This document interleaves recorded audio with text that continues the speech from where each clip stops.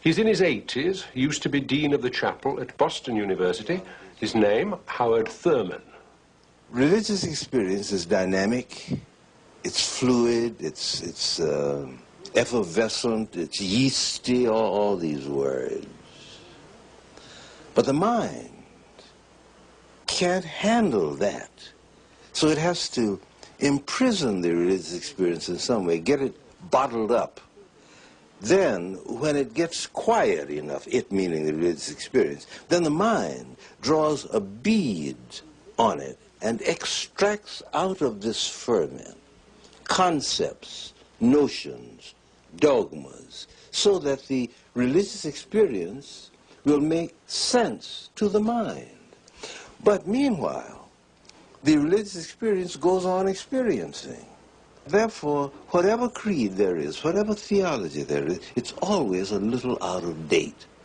This is why I feel that once a religion is stated in terms of dogma or intellections, perhaps, then it can become the source of propaganda. It has something that a handle, it can. But as long as the experience is vital, the only way that it can spread is by contagion, not by instruction, not by addressing the mind, but something you catch, as you catch the measles, for instance. That's what I mean. When you speak like this, are you at one with people who would think this way in all traditions? You're not saying a Protestant thing. No, it's the nature of religious experience, it seems to me, whatever kind it is. One wall of his office is covered with citations, honorary degrees, awards, and in the middle is a faded photograph of his grandmother, who started life as a slave. He counts her first among those from whom he took his religious contagion. My grandmother, for instance, who was a young woman when the Civil War was fought, and who therefore was a slave in North Florida, had the responsibility for taking care of us. My father died when I was very small, 7 years old, and my mother became the breadwinner. But my grandmother was the anchor person who held us. And whenever she observed that the water was getting low in my well, or my sister's well, she would tell us something out of her past. And it was the same story always, and we waited for it.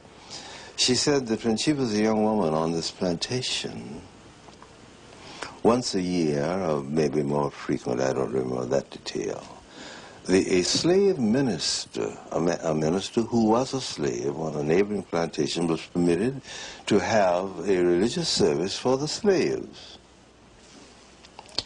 And always, it didn't matter what his subject was, he ended his sermon in the same way. She said he would stand and look at them and he would say, "You are not slaves, you are not niggers, you're God's children." And when my grandmother would say this, we would all wait for that moment, because a faraway look would come in our eyes, and just a slight stiffening of her spine. And there was a contagion which came to us as little children, that the creator of existence also created me. And therefore, with that sort of backing, I could absorb all the violences of life.